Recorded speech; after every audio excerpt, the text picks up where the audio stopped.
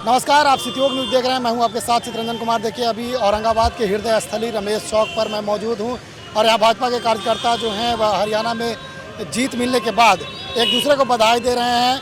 चलते हैं, उन लोगों से बात करने का प्रयास करते हैं कि हरियाणा में जीत के बाद किस तरह से इन लोग एक दूसरे को मिठाई खिला रहे हैं। और देखिए, मिठाई खिला करके और एक दूसरे को बधाई दे रहे हैं। बधाई देने वालों में देखिए, औरंगाबाद की विधानसभा क्षेत्र के औरंगाबाद जिले के सदस्यता प्रभारी के रूप में सतीश सिंह जो हैं वह मिठाई खिला रहे हैं। वहीं हाथों में जो मिठाई है वह भाजपा नेता आलोक सिंह के हाथों में है। वहीं जिला अध्यक्ष मुकेश शर्मा भी यहाँ पर मौजूद है। देखिए, मिठाई खिलाने का जो प्रक्रिया है वह जारी है।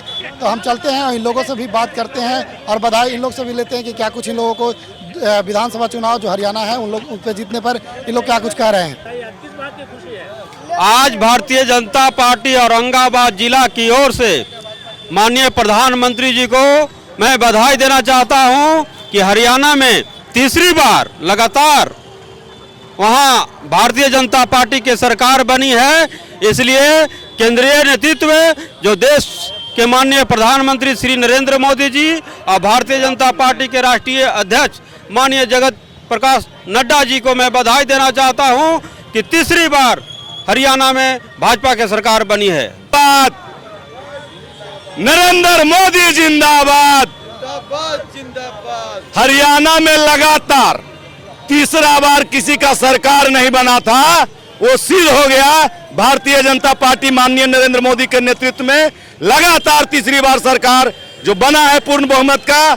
इसलिए बहुत बहुत सभी वहां के जनता को बहुत बहुत धन्यवाद जो लगातार तीसरी बार भारतीय जनता पार्टी के सरकार बनाने का काम किए और सेवा करने का मौका दिए। भारतीय जनता पार्टी जिंदाबाद। ये कहा जा रहा था कि भारतीय जनता पार्टी की सरकार नहीं बन रही है, लेकिन हरियाणा में सरकार बनी है और भविष्यवाणी भी की जा रही थी कि नहीं बनने जा रही है। आखिर ऐसा करिश्मा हुआ कैसे? ऐसा करिश्मा हमारे देश के यशस्वी प्रधानमंत्री श्री नरेंद्र मोदी जी और हरियाणा के मुख्यमंत्री नायब सिंह सोनी के जुगल जोड़ी और कुशल नेतृत्व जो हमारे राष्ट्रीय अध्यक्ष आदरणीय जेपी नड्डा जी का है और हरियाणा के सभी लाखों कार्यकर्ताओं के परिश्रम की बदौलत है। और हर चुनाव में विपक्ष के द्वारा ये बताया जाता है कि बीजेपी आने वाली नहीं है और लगभग हर बार हम सब कहीं न कहीं दोबारा आते हैं। और 57 साल बाद हरियाणा में कोई सरकार तीसरी बार एक पार्टी की बनी है, तो वहाँ के सभी कार्यकर्ताओं का कोटि कोटि अभिनंदन करते हैं और नायब सिंह सैनी जी का बहुत बहुत उनको बधाई देते हैं। और आदरणीय प्रधानमंत्री जी जो डबल इंजन की सरकार जो हरियाणा और देश में चल रही है उसके लिए उनका हम सब अभी बिहार के सभी औरंगाबाद के सभी कार्यकर्ताओं की तरफ से मुबारकबाद और बधाई देते हैं। आप बताइए, आज काफी खुशी का माहौल आप लोगों के बीच में लग रहा है, क्या हुआ ऐसा?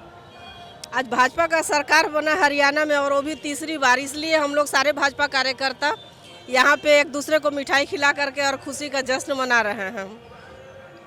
आगे विधानसभा जो औरंगाबाद बिहार में होने जा रहा है, क्या लग रहा है? क्या लग रहा है, फिर भाजपा ही निकलेगा और क्या। हम लोग इतना मेहनत आखिर कर ही किस लिए रहे हैं, कमल खिलाने के लिए। क्या नाम हो गया आपका? जुलेखा खातून। बोलिए क्या? हरियाणा में अभी सरकार आपकी बनी। देखिए, हरियाणा में भारतीय जनता पार्टी लगातार तीसरी बार सरकार बनाने जा रही है। इसके लिए अपने नेतृत्व माननीय प्रधानमंत्री नरेंद्र भाई मोदी जी, जगत प्रसाद राष्ट्रीय अध्यक्ष जेपी नड्डा जी और गृह मंत्री अमित भाई शाह जी का हम लोग हृदय से वंदन करते हैं, अभिनंदन करते हैं। जिनकी नीतियाँ सबका साथ, सबका विकास, सबका विश्वास और सबका प्रयास को रेखांकित करते हुए हम लोग इस बार अच्छी बहुमत के साथ सरकार बना रहे हैं। और यह बताता है कि भारतीय जनता पार्टी में सामूहिक नेतृत्व का कितना बड़ा उदाहरण, एकता का उदाहरण है। जिस हरियाणा में लोग कहता था कि मनोहर लाल खट्टर को इसलिए हटाया गया कि उनके ऊपर एंटी इनकम्बेंसी बनेगी।